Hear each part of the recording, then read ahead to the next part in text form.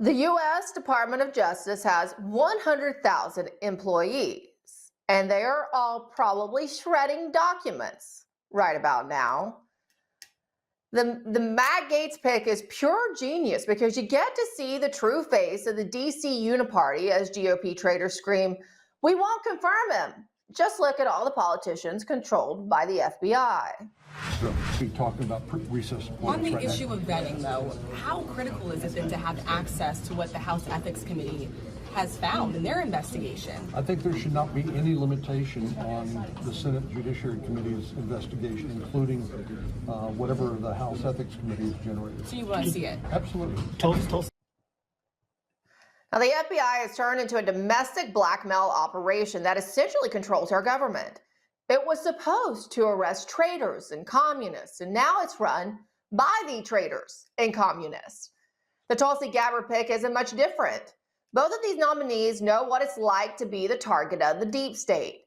And Gaetz, in particular, has been one to stand up for average Americans also unjustly targeted by the government, like our friend Terry Newsome from Chicago, clearly not a constituent of Matt Gaetz's Florida district. TSA and DOJ FOIA's confirmed that in 2020, Terry was reapproved for a TSA pre-check. Suddenly, a year later, he was too dangerous to keep his TSA pre-check. Now, learning of Newsome's situation, Representative Gaetz sent a demand letter to Merrick Garland, Christopher Wray, and Alejandro Mayorkas, asking them these questions related to Newsome's situation, such as if he had indeed been placed on a watch list of any kind. They asked why the SSSS label was on his boarding pass, if the DOJ or FBI or DHS maintains a watch list in general for people in D.C. on the date of January 6, 2021, and if they maintain a watch list for parents in school board meetings. But even to this day, none of them, neither of those three officials have answered Matt Gaetz' demand letter. Now, wouldn't it be awesome if, say, like Mr. Gaetz actually, especially if he became Attorney General Gaetz, readdressed this demand letter and got answers from Mr. Newsome, who joins us now. Terry Newsome, it's good to see you. Great to see you. You know, it's kind of unbelievable because we were just we were just talking about the Gaetz pick, and you told me, well, Representative Gaetz had attempted to help me at one point in finding out about this watch list. You'd obviously been placed on the Quiet Skies watch list. Let's put you in good company. Now with the nominee for the Office of the Director of National Intelligence, Tulsi Gabbard, but that's gotten stonewalled. I see. How did it come about that Mr. Gaetz took interest in your particular situation, Terry? So there was a number of stories written up in the Epoch Times, and it's kind of odd that after radical leftists and Antifa were tagging the FBI, saying that the Southern Poverty Law Center, saying that I tried to overthrow the government. And when the reporter from the Southern Poverty Law Center said, we asked Mr. Newsome why he tried to overthrow the government, no answer. I never talked to the guy about that, ever. Then all of a sudden, I'm on a watch list. So there's another, when I was in D.C., we met with a number of the congressmen and senator. Actually, I met with Senator Mike Lee for 30 minutes. They're investigating the Southern Poverty Law Center about labeling parents and other people as domestic terrorists while they're keeping their nonprofit status. So they're going around teaching governmental agencies what a domestic terrorist is. And you know who that is? You and me. They're getting paid. So they're looking into it. And it's kind of a coincidence the Southern Poverty Law Center wrote that hit piece. And then all of a sudden, 2 years after January 6th, a year after I spoke out at my children's school board meeting, I'm a domestic terrorist. And we still don't know why, because they didn't give Mr. Gaetz the courtesy of a response. I talked with his attorney. It's almost 2 years later now. So you would think that if one of those three stooges put me on a list for a reason, I would respond, well, we did this to Mr. Newsome because he did X, Y, and Z. There was no X, Y, and Z. They did it for political purposes only. They're trying to scare all of us to being quiet and into silence. So hopefully with Mr. Gaetz in this position, if he gets the position, he's going to force these people to answer it, including the TSA, who still has withheld my TSA pre-check status as a baby punishment, even though I'm no longer a domestic terrorist. I would think also, Terry, besides, should Gaetz actually be confirmed as the United States Attorney General? I would suspect that this would be an issue that he would take up pretty early on in the administration. Clearly, there's lots to do. Let's not kid ourselves. He has a long laundry list, should he be the Attorney General, of items to get through. But this is actually one of the top items, because it doesn't just affect, high-level officials in the government. It is a regular person, a dad, an activist, a podcaster like you. And Tulsi Gabbard personally herself has experienced it. So does that also make you hopeful? I feel that she will put that in her portfolio. We'll probably see some declassifications on her side, right, related to the Quiet Skies programs. We've seen some whistleblower disclosures, and I think we'll get to see some declassifications probably now. Yeah. I'd like to know too. We went to TPUSA event 2 years ago. That's when I found out about it, right? So they even put Really? my 15-year-old children. My kids were VIP guests at Charlie Kirk, and so they got my twins, and they got to bring two other kids.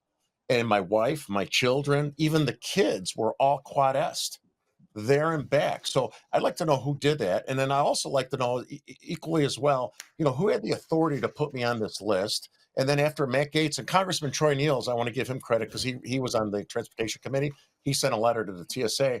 So after these congressmen reached out on my behalf, 6 months later, I was suddenly off the terrorist list. So who had the authority if I was a threat to, and I lost my privileges and I was on a watch list? How could I go from not being a threat after congressmen sent letters to these guys? And who had the authority to just quickly take me off the list as easily as they put me on the list and harass my family? And had the FBI That's really important questions that must be answered. And look, Terry, when we get through the confirmation process, once they're in office and you have day one of the Trump administration, those are questions that journalists like myself, and I know yourself because you are a journalist, you host the show Behind Enemy Lines, the wildly successful Rumble and YouTube show. We'll be asking the Gaetz Department of Justice. We'll be asking the ODNI's office if they're working on this, what progress have they made? So I think we have an administration where we'll actually start to get answers. So I feel this is a good day, my friend, for you to finally potentially get some answers.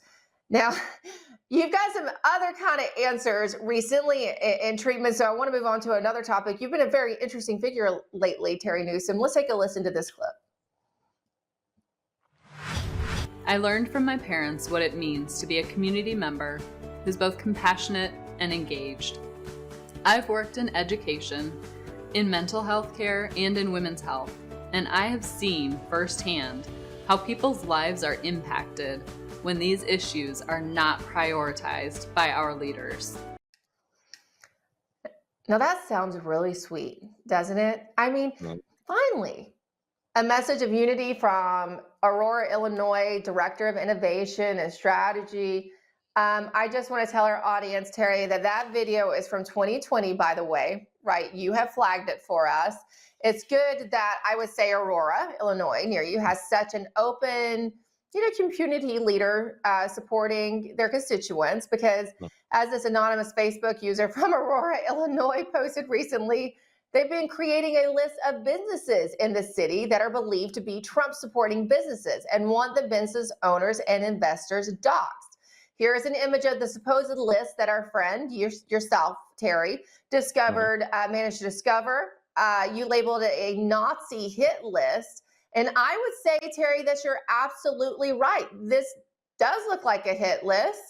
It sounds like maybe the leaders in Aurora are going to stand by their local business community, regardless of, though, how the business community in the city voted. So according to the Gateway Pundit, that anonymous Facebook user blacklisting Trump supporting businesses owners is a high-ranking politician, right, in the city of Aurora. Well, who could it be, Terry? Can you tell us? Yeah, it's our good friend Marcia, who it's funny that a reporter called me in behalf of her, who was part of this group, this Facebook group, and she said, that's not a hit list. Marcia told me it's not a hit list. It's just poor business practices. They weren't trying to target and hurt their business. I said, are you serious? Are you telling me that this is not a hit list, but it's all identifying people that might have a Maga sign, their customers, their employees, so they're going after them. So you said that she put this list together to specifically grow their business, to drive more revenue, to increase awareness of their business. I go, come on. And then she goes, well, Martha didn't put that together. It was somebody in the group. Martha was just administrator of the group, but she doesn't do it anymore. I go, yeah, because she just got caught.